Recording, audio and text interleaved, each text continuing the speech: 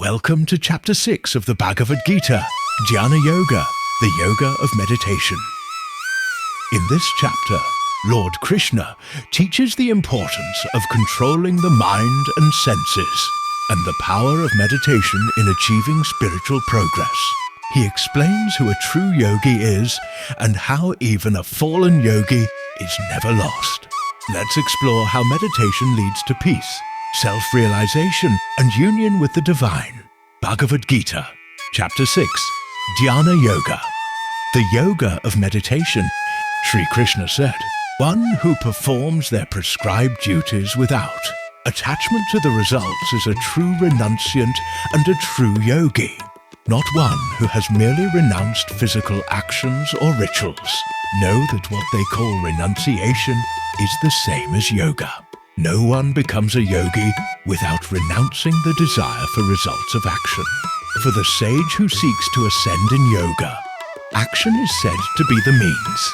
For one who has attained yoga, tranquility is said to be the means.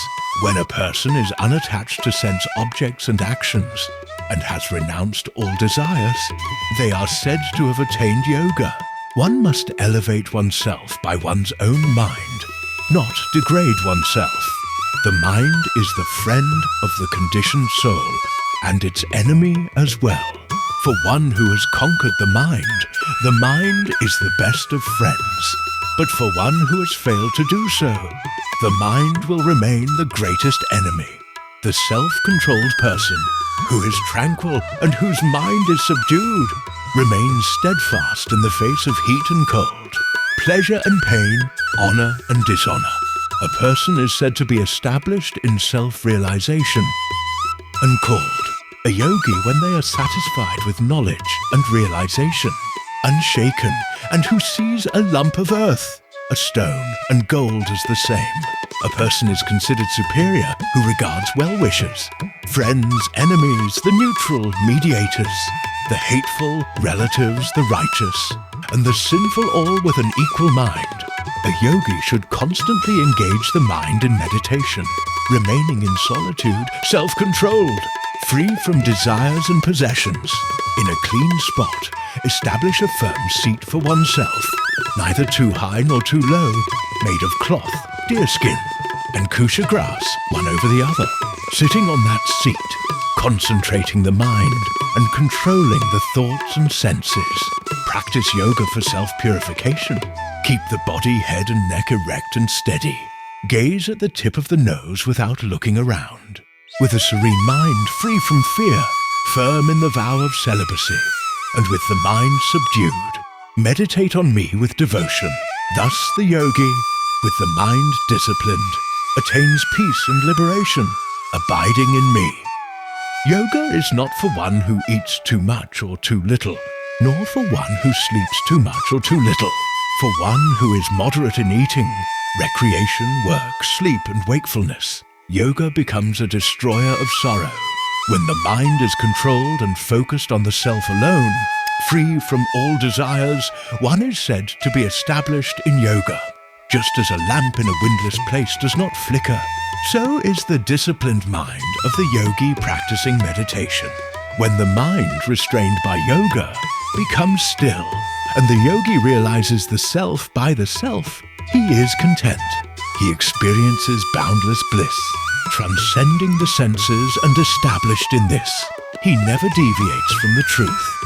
Having attained this, he considers no other gain superior, and being established in it, he is not shaken even by great sorrow. Let this disconnection from union with sorrow be known as yoga.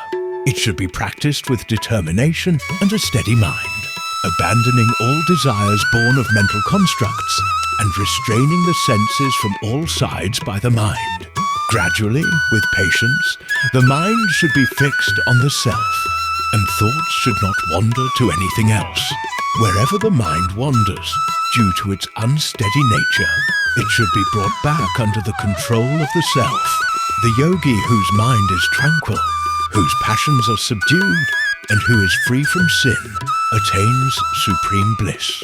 Thus the yogi, always engaging the mind in meditation, becomes free from impurities, and attains unending happiness.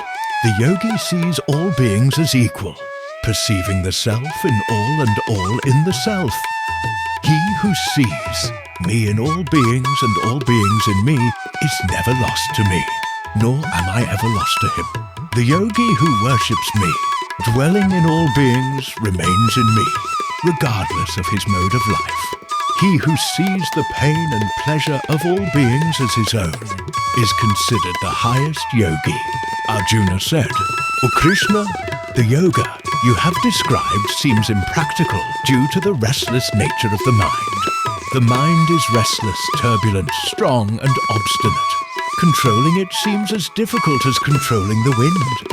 Shri Krishna said, "O mighty armed, the mind is indeed difficult to control, but it can be conquered through practice and detachment. For one whose mind is unbridled, self-realization is difficult. But for one who is self-controlled and strives diligently, success is possible." Arjuna said, "What happens to the aspirant who, despite faith, fails to attain perfection in yoga due to lack of effort? Does he not perish like a cloud scattered in the sky, without support, deluded on the path of Brahman? O Krishna, please dispel this doubt completely, for no one but you can remove this uncertainty." Shri Krishna said, "O Arjuna, there is no destruction for one who strives for good. Such a person does not meet with evil fate after death. He attains the worlds of the virtuous and is born into a pure and prosperous family. Or he is born into a family of wise yogis. Such a birth is rare in this world. There, he regains the knowledge acquired in previous lives and strives further for perfection. By the influence of past impressions, he is drawn towards yoga even without effort, transcending ritualistic scriptures. With diligent effort, the yogi, purified of sins, attains perfection over many births and reaches the supreme goal. The yogi is superior to ascetics, scholars, and ritualists. Therefore be a yogi, O Arjuna. Among all yogis, he who worships me with faith, with the mind absorbed in me, is the most united with me in yoga." You've just listened to Chapter 6, Dhyana Yoga, where Lord Krishna guides us on mastering the mind through meditation and devotion.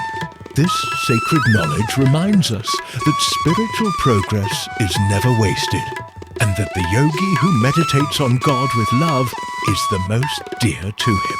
If this touched your heart, please like, share, and subscribe for more Gita chapters in English. Jai Shri Krishna, Hare Krishna.